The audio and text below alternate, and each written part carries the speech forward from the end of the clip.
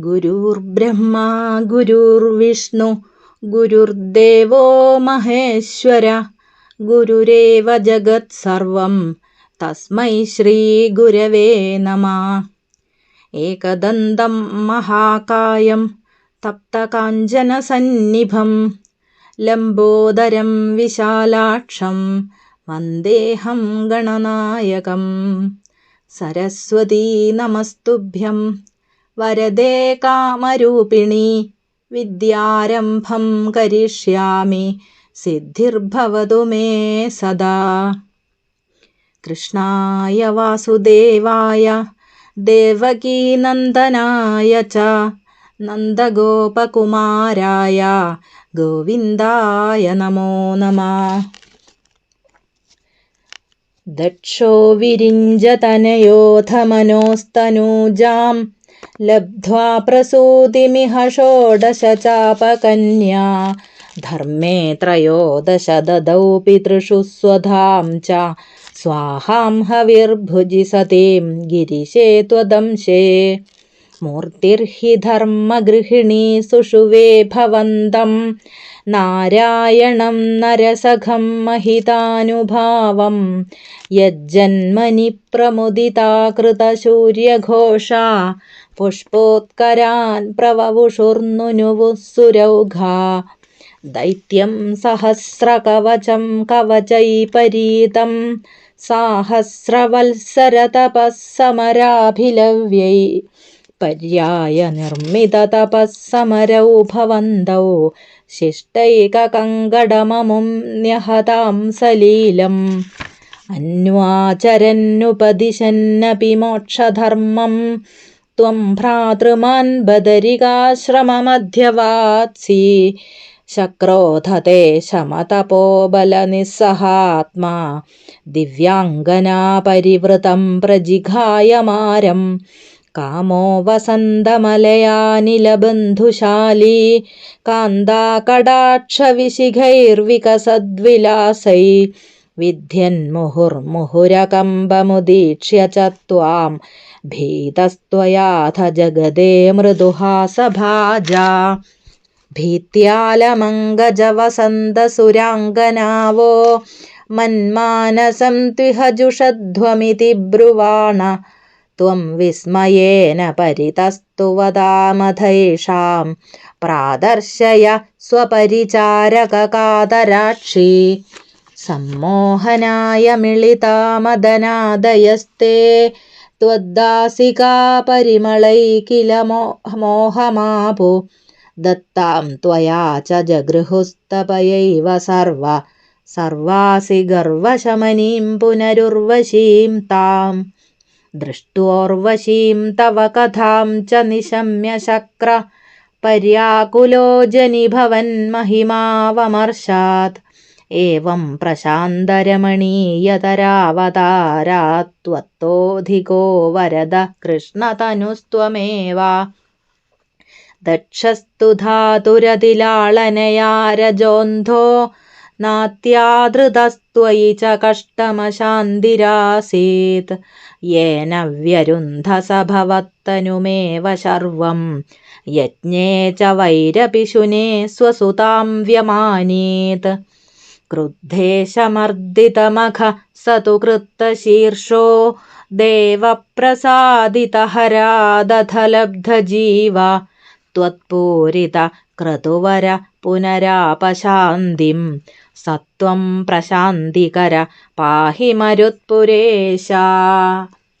കായേന വാചാ മനസേന്ദ്രിയൈർവാ ബുദ്ധ്യാത്മനാ വാ പ്രകൃതേ സ്വഭാവാൽ കരോമി യദ്യൽ സകലം പരസ്മൈ നാരായണായേതി സമർപ്പയാമി.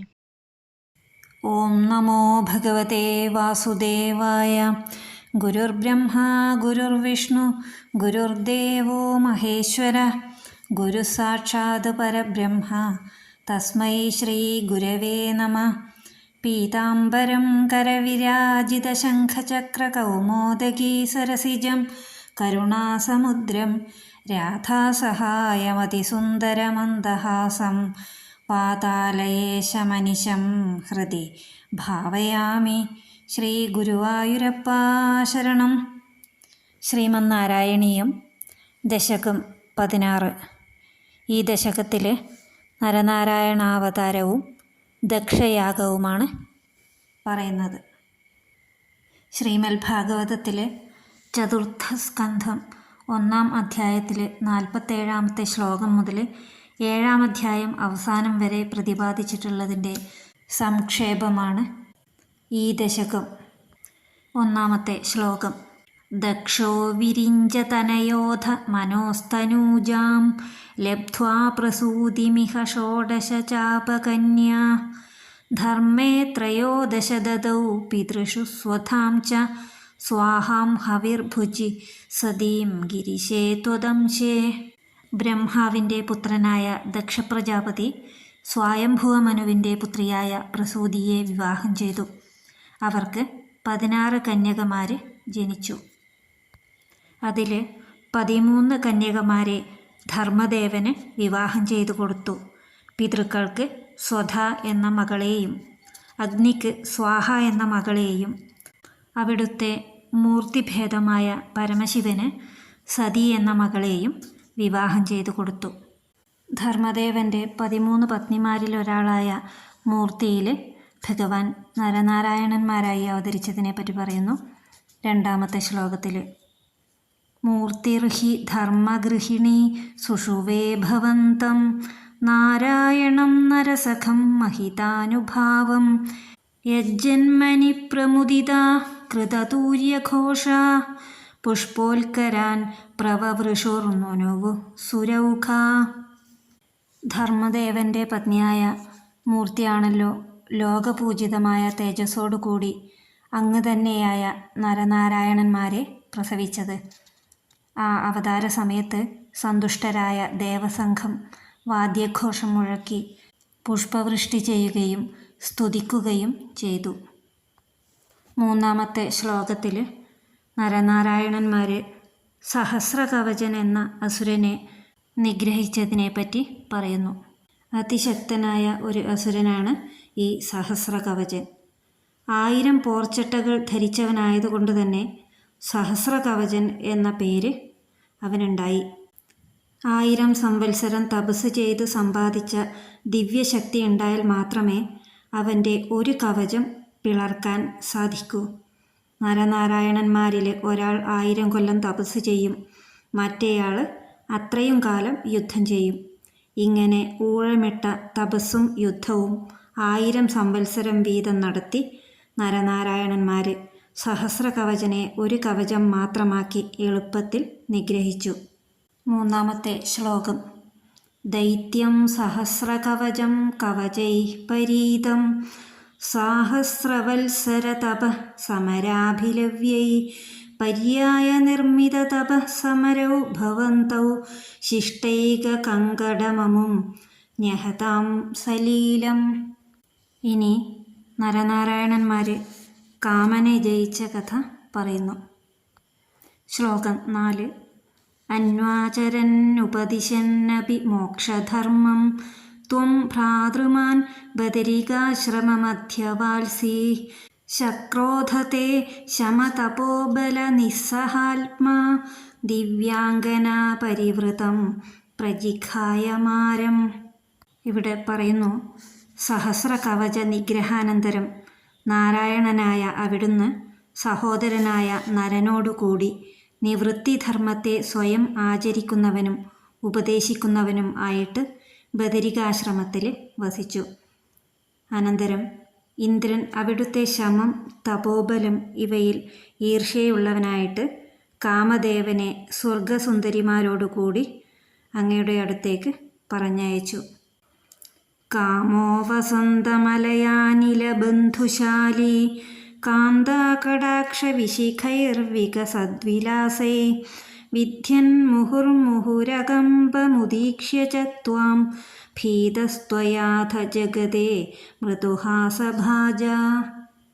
കാമൻ വസന്തം, തെക്കൻ കാറ്റ് എന്ന ചങ്ങാതിമാരോടുകൂടി അങ്ങയുടെ അടുത്ത് വന്നെത്തി.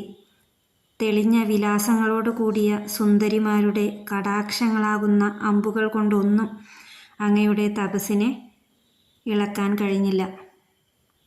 അതുകൊണ്ട് തന്നെ അവർ ഭയപ്പെട്ടു.